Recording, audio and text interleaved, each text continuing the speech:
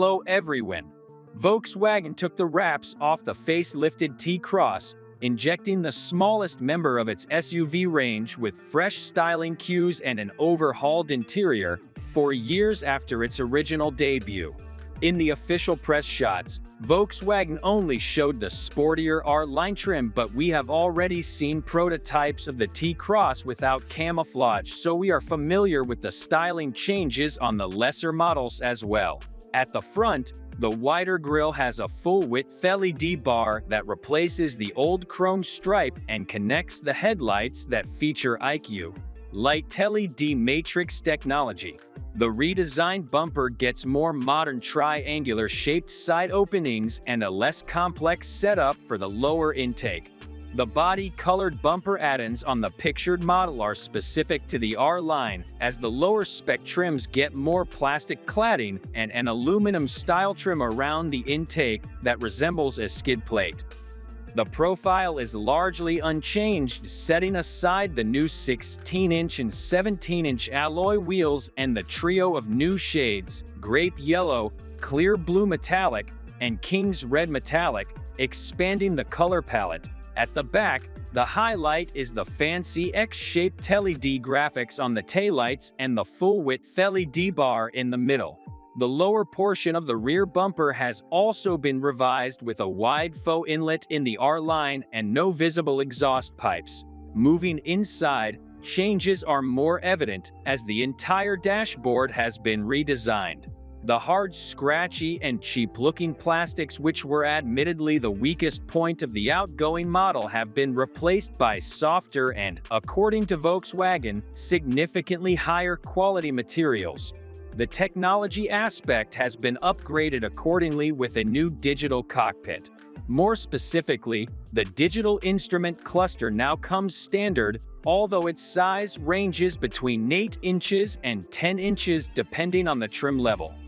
The infotainment touchscreen is positioned higher, measuring 8 inches or 9.2 inches, while benefiting from updated software. The climate controls are also revised with touch sliders in the optional AirCare Climatronic instead of rotary dials. Last but not least, the small SUV is now optionally available with the Travel Assist ADAS.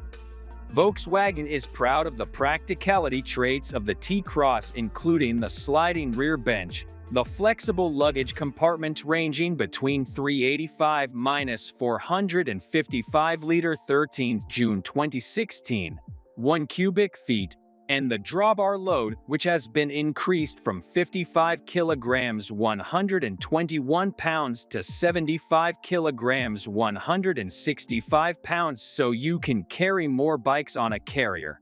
The Volkswagen T-Cross is the high-riding brother of the Polo Super Mini, riding on the same MQB-A0 architecture.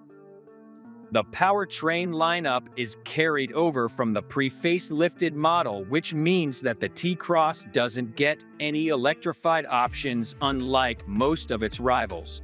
The turbocharged 1 TSI 3-cylinder petrol is available with 94 horsepower 70 kilowatts, 95 PS or 113 horsepower 85 kilowatts, 115 PS, while the more potent turbocharged 1.5 TSI 4-cylinder makes 148 horsepower 110 kilowatts, 150 PS. Power is transmitted to the front axle through a 5-speed manual, a 6-speed manual, or 7-speed DSG automatic, which comes standard on the most powerful variant. The market launch of the updated Volkswagen T-Cross is scheduled for the first quarter of 2024, with pre-sales starting in the fourth quarter of 2023. The small SUV is also offered in markets outside Europe under the names Taqwa and Taycan, with 1.2 million accumulative sales since its debut in 2019.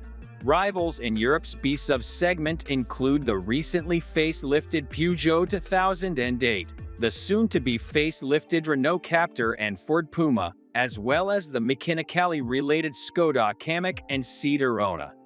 Friends, I want to hear your opinion about the new Volkswagen T-Cross. I will wait for it in the comments. as well as put likes and subscribe to the channel so as not to miss the latest news from the world of cars. See you soon. Bye everyone.